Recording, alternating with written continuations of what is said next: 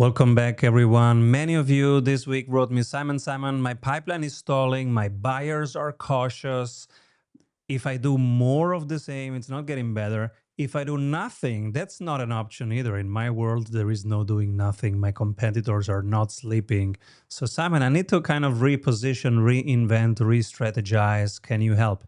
And so I called Susie and I said, Susie, in Toronto, do you have time? We have to help people reposition. She has helped many people and she has positioned companies in a very successful way. And she has also learned from positioning the wrong way. So she's exactly the right person to talk to. She's led huge organizations where she was just delegating everything and picking the right people. And she has been a solopreneur with all the 100 hats on her head. So she knows where we are and how we are feeling. Welcome, everyone. Susie York. Excited to be here, Simon. Thank you for having me. How do we handle this pipeline stalling? Well, my a little bit of background. My career started in marketing, in brand management, where it's all about positioning. You learn about the 3 Ps, and it's fundamental. Your positioning, product, and pricing. You got to get the 3 of them working together. And then it's about execution. So what I call the 4th P&L kind of includes your awareness and trial budgets, your cost structure, etc., which are your enablers. But everything really starts with your first 3 Ps. And in the larger multinationals that I worked at, I quickly became known as a turnaround agent. So I started at P&G, went to PepsiCo because Doritos was declining. Lo and behold, Doritos in Canada was declining. Tostitos was not yet launched. Better for You, the baked products, were under my portfolio. So I was called because they needed help to launch Tostitos and to reposition Doritos. 4 years later, I went to Heinz, same thing. Heinz ketchup needed repositioning. 6 years later, I went to Weight Watchers, needed help to reposition because the brand had been declining for 11 years, and Heinz ketchup had been declining for 10 years. So the concept that a brand is stalling or worse yet declining because of its positionings become stale is very common.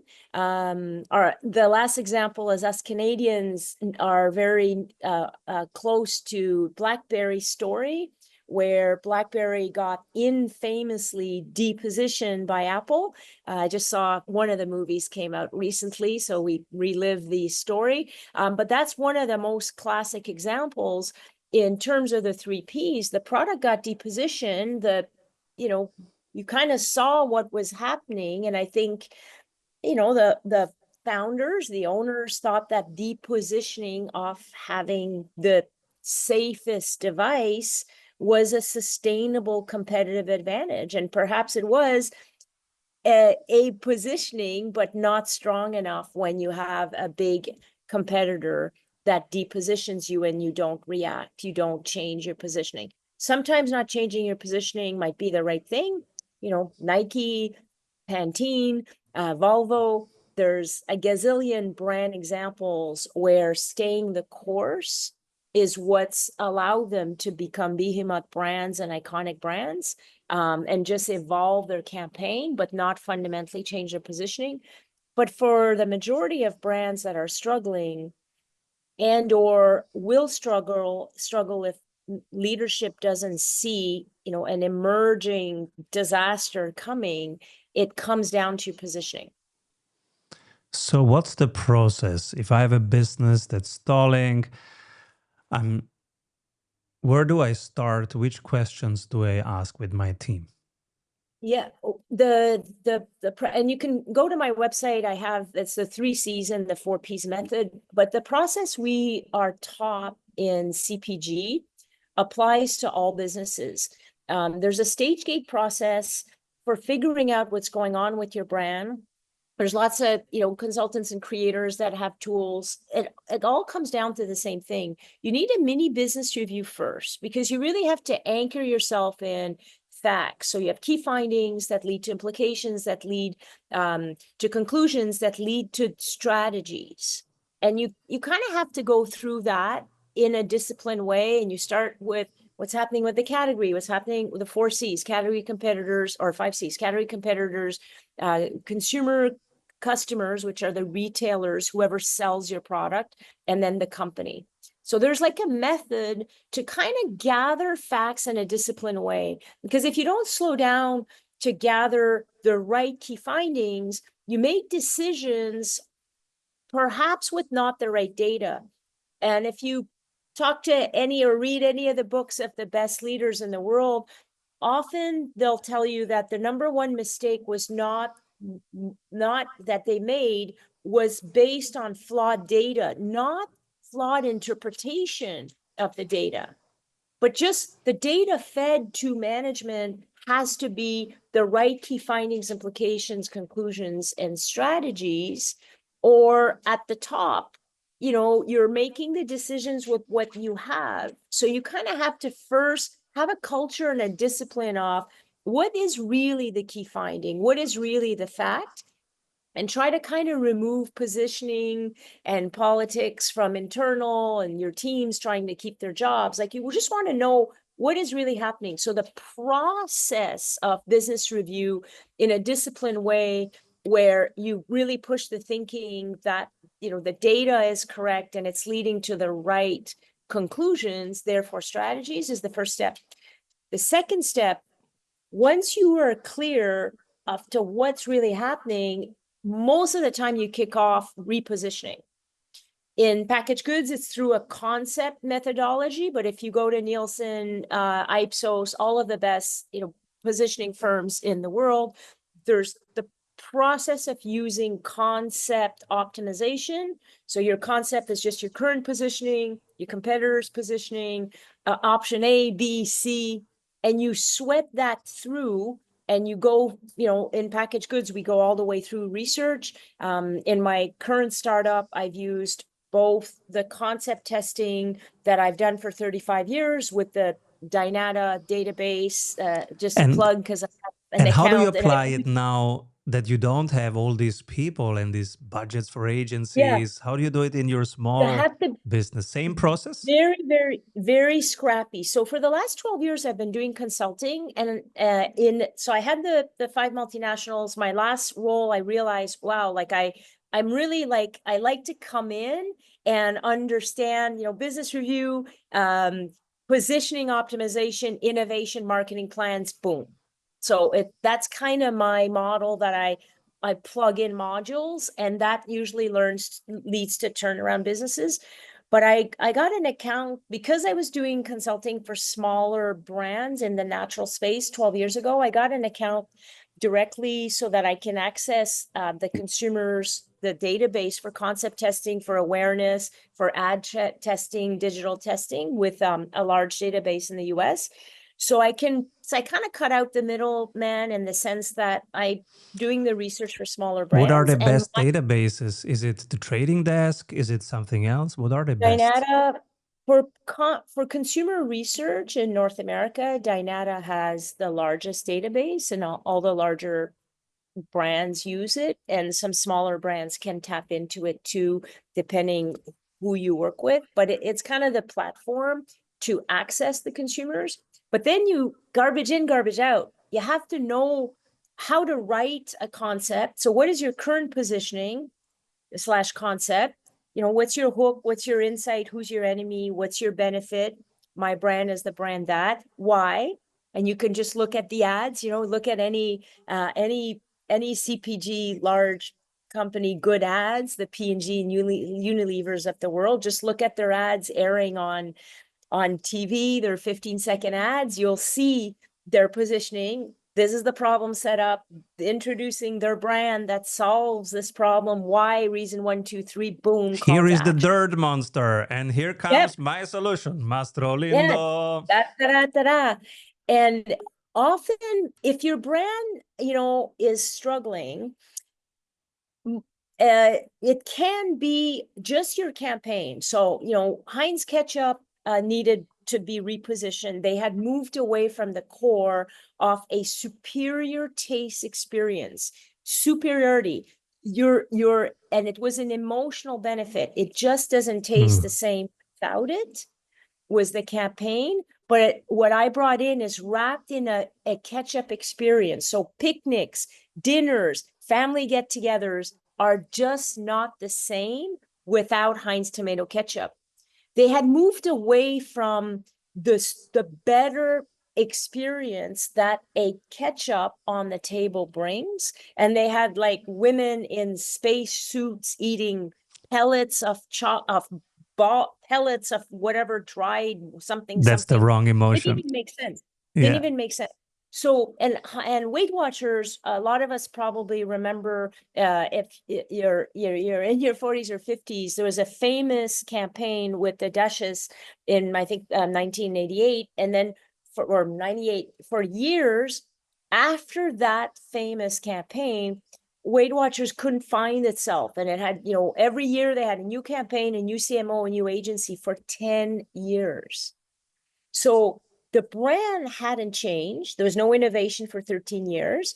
The brand was still claiming to be the best way to lose weight and take it off, but they were struggling with both the positioning, how do we tell that, and the campaign to bring it to life. And I had the opportunity to work on the brand for 4 years when we brought in Jennifer Hudson, and repositioned the brand. And it just started, the growth. Now today we know that the brand got depositioned by Ozempic, the GLP-1s. So, but 10 years ago, we were successfully able to turn around a 10-year decline, the brand suffering from no innovation and not the right campaign, was not anchored on a strong positioning. So back then, the CMO was in the US, I was in Canada. Same thing, concept testing, consumer feedback, positioning, leading to ad campaigns, testing, boom. Then you put it on air, you combine it with innovation, voila. But there's a method to figuring. Some founders can just have, instinct. Yes. The David bar that was launched a couple weeks ago, I'm not sure, I would hypothesize that the founder said, I will do the 3 Ps. I will do a product that has these macros. I will call it this. This will be the positioning, and this will be the pricing. It appears that, boom, a founder kind of said, these are the 3 Ps, guys, let's execute, boom, let's bring to market. That can happen too, with no concept testing, no research, no ad testing, no positioning testing, no A/B or Amazon testing, because Amazon, you can do all the same research. So all the same research that I do with the large database, so a couple of $1,000 per leg, you can do for $150 per leg on Amazon testing tools now. You can do the exact same thing for $150 per idea. It looks like Amazon. You put your idea, your product, your positioning, your pricing, your pictures, your little ads, boom. You get, a 200 base size consumer reaction on your Wow. idea. What's the platform? Yeah. There's a bunch. You can just, like, I use Intellivive. I'll give you the link, but Helium 10 does ad testing. The Intelligy that I use allows you to do the full concept testing of your brand on Amazon, and it's the one that my Amazon guru partner recommended. So I've been using it. I use it with clients. It's not for me as proven, because I have over 1,000 concepts that I've done myself, written and fielded for myself and my clients with the traditional offline method. When you go online, you don't have norms. So, we're learning the new platforms. There's not necessarily norms. So you have to know, like, what's good. But you can kind of spend a bit of money before you actually ship your product to Amazon and start spending money. you can actually test the concept before shipping a product. So, there's lots of options, but it comes back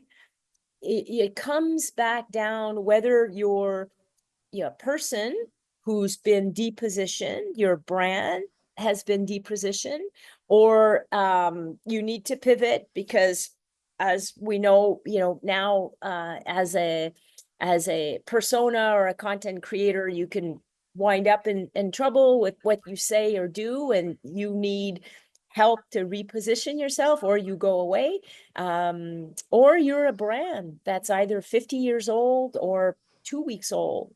It starts with, what's the problem you're solving? Who's your enemy, therefore? What's your benefit, single-minded or dual benefit you stand for? And why should we believe you? And This then is so wrap that up. exciting. Let's apply this to some businesses of the listeners right now after one word from our sponsor. What if your business would run well even when you are on vacation? Discover how 1,600 business owners have regained their freedom using the Strategy Sprints blueprints. How they enjoy living their dream and watching their business scale. Get the exact checklists they use to go from stressed to fulfilled using the Strategy Sprints method.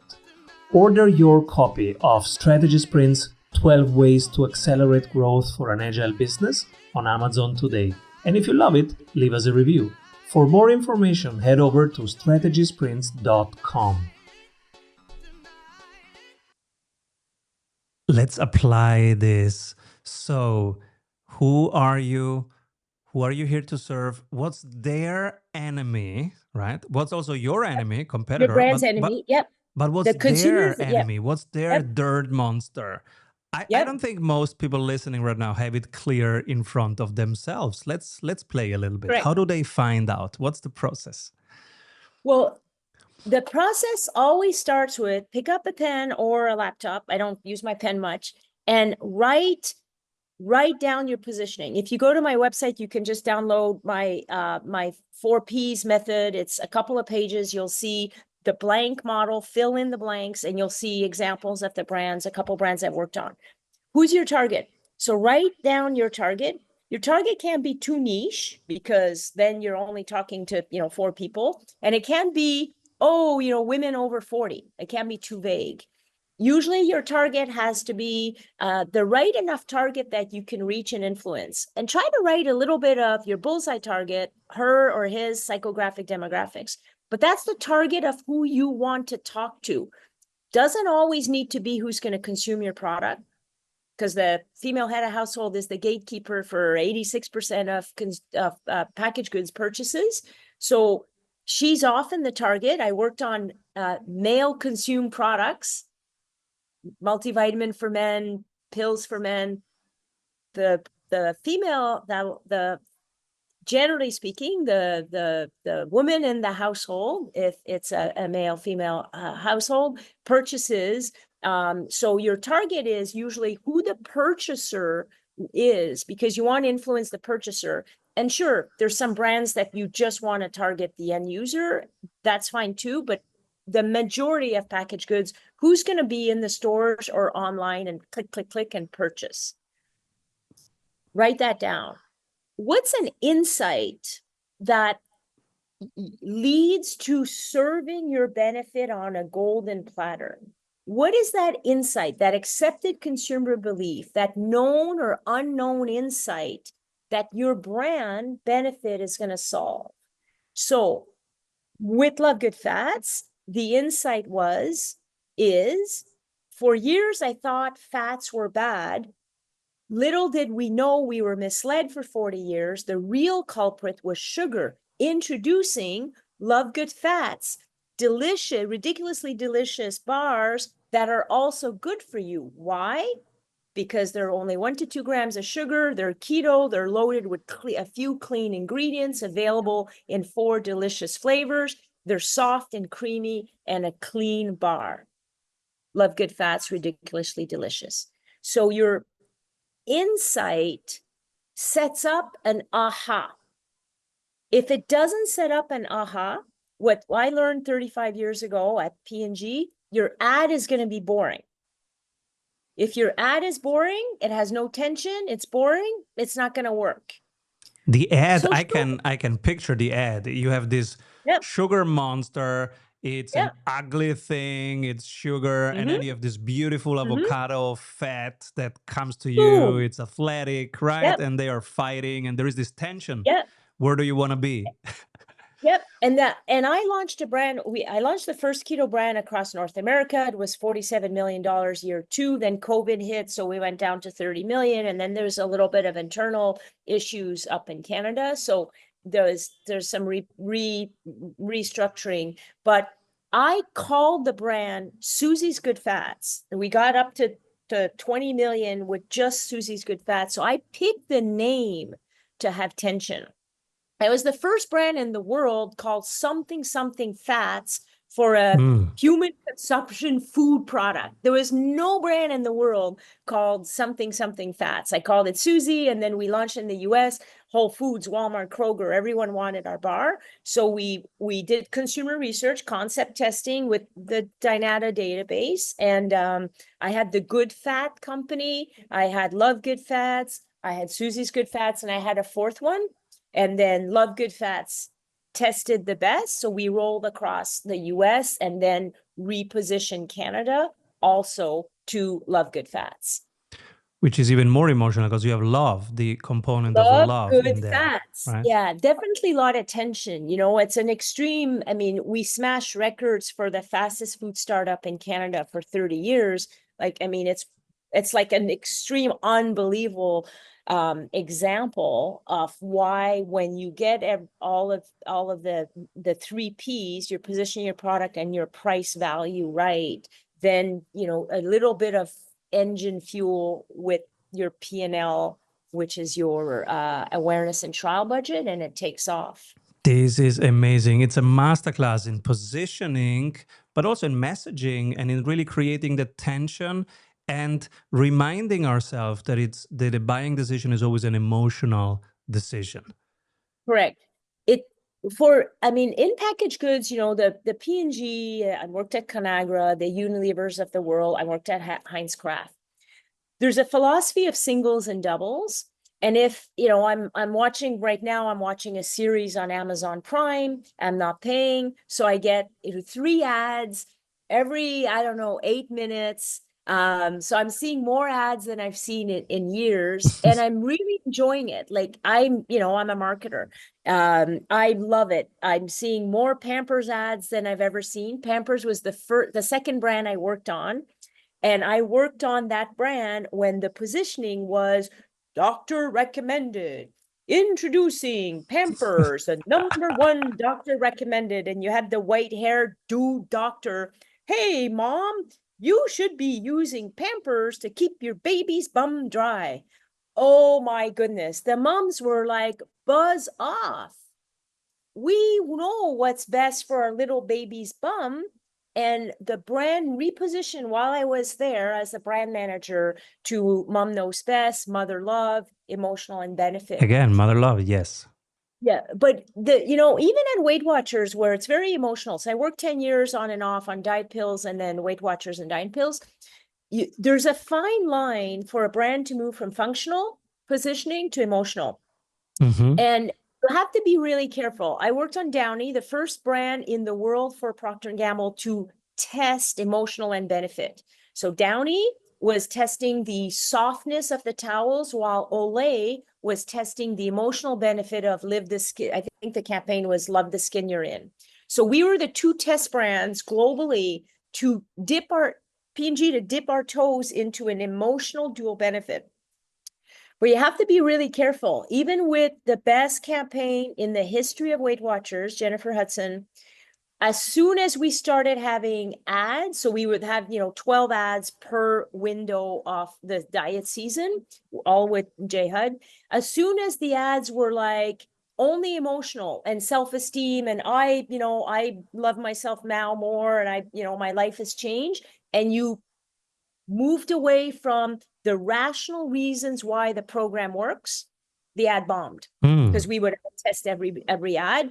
So most brands, I mean, PepsiCo, Nike, emotional end benefits, but even, Apple, and even I would argue, Tesla is functional.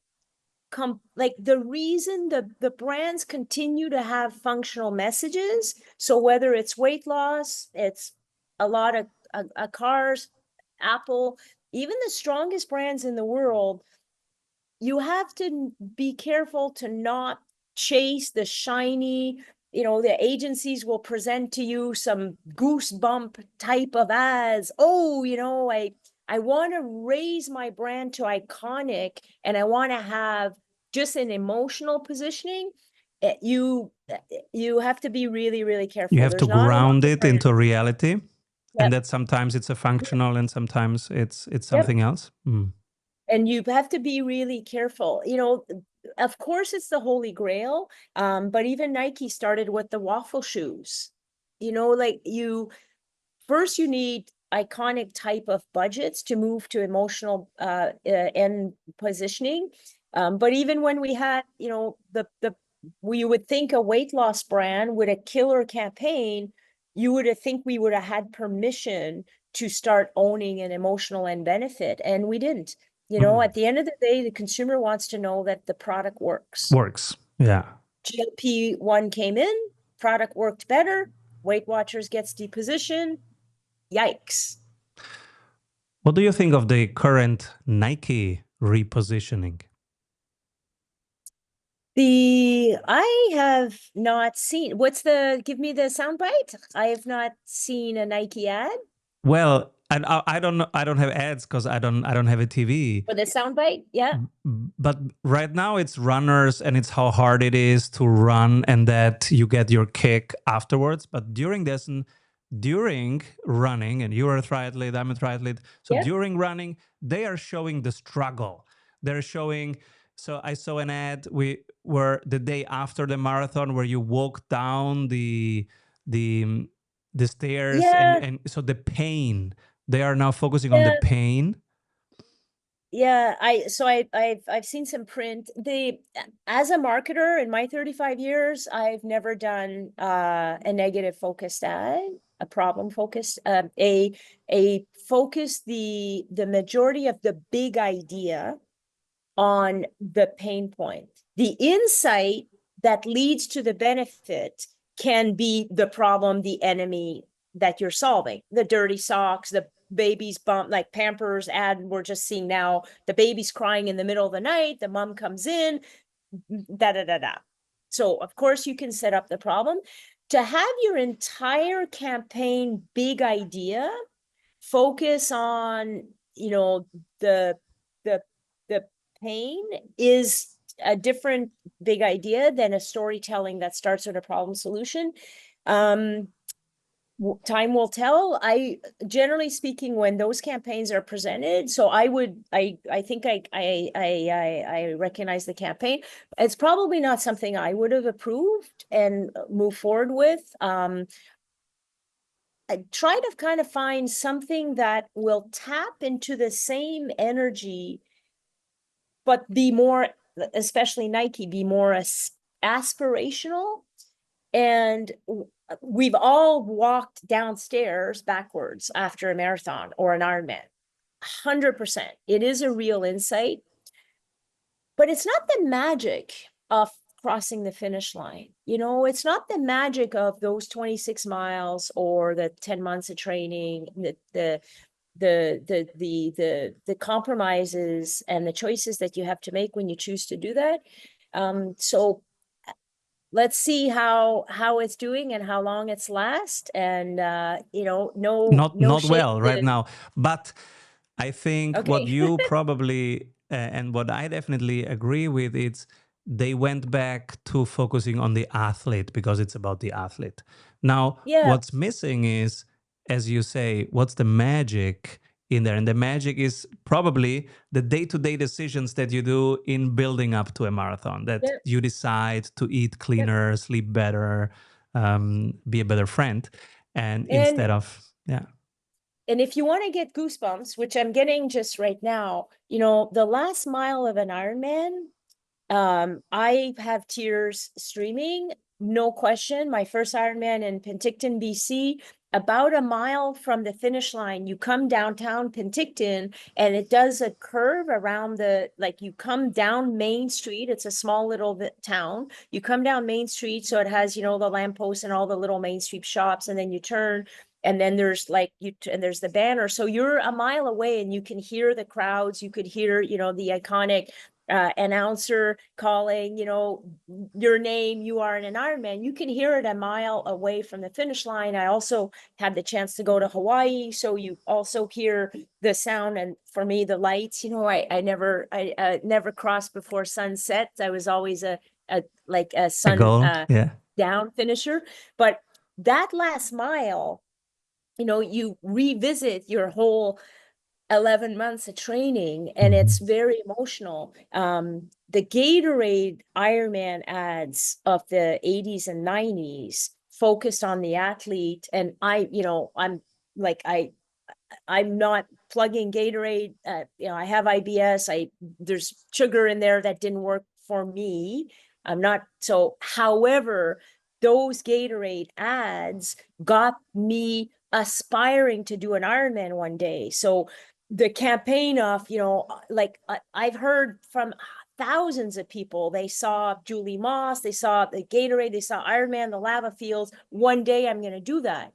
So either the aspiration of setting a goal when you're a kid to become an Olympian, to become an Ironman, those are more powerful than walking backwards the day after a marathon. Like, who cares, Have right? you ever Like, seen a great ad about being an entrepreneur and starting your own business? oh, well, you know, I haven't had a TV that I pay for cable service in 20 years. So my ads are limited to, you know, satellite, online, digital. Super Bowl ads, of course, we must all watch. No, I don't think so. I don't think I've seen, because, you know, the ads that can have the, you know, little kid aspiring to the Olympics, I don't know that we could, I don't think the entrepreneur is celebrated. Mm-hmm. Like, you know, even if there is a famous entrepreneur, Elon Musk, now he's been taken down, right? Like, the entrepreneur is not celebrated like the regular human striving to do something that no one has done before. So I don't know if we can celebrate entrepreneurship. I'm part of a Buy Canadian task force in Canada to try to get us in Canada to encourage Canadians to buy more Canadian products, because it, like, to have our retailers support more the Canadian products, and have our ecosystem and our government provide more funding, because us lowly entrepreneurs, you have to mortgage your house to start a packaged goods product. So we're trying to work the ecosystem to embrace and celebrate Canadian entrepreneurs. So I think we're gonna, you know, we're gonna do some, there's a bunch of initiatives that are tabled. So I think something good's gonna come about it. But and perhaps, you know, we're gonna work with agencies, and we're gonna get the funding with that. So perhaps there'll be some celebratory campaigns on how entrepreneurs are the fabric of our country, and bring the, you know, the magic of the 1990s I Am Canadian campaign, which you might have heard about. It was transformative. So perhaps, you know, we'll be able to put all that together and have an iconic campaign come to life. I hope so. I'm on the task team, so I hope so. I'll definitely pin you when we're closer to that, and get your feedback on it. But You other have an than that, initiative that's Founders for Founders that helps yeah, founders. founders helping founders. Yep.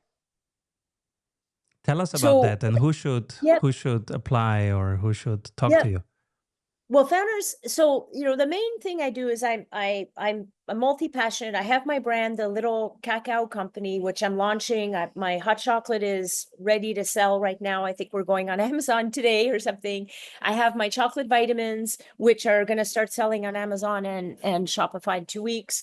And then I have some mini cups and some bars that are a couple weeks away. So I have my solopreneur hat. I'm going back and launching pure chocolate vitamins, all low sugar, never processed with alkali, a healthy chocolate base in vitamins, hot chocolate, and just delicious chocolate. So healthy chocolate again.